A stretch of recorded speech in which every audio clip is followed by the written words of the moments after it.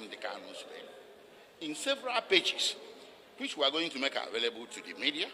At pages 19, 20, and 21 of Justice Agem's judgment, he even suggested that the impartiality of the trial court in revoking Nnamdi Kanu's bail is suspect. We didn't mind all of that, but still we made an application, a fresh application, to my Lord, urging her to exercise discretion to restore Nnamdi Kanu's bail. She refused it without any reason whatsoever.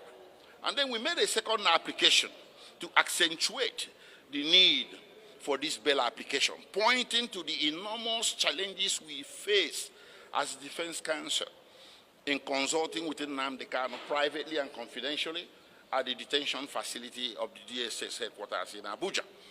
We are only allowed 30 minutes each as counsel on only Mondays and Thursdays for a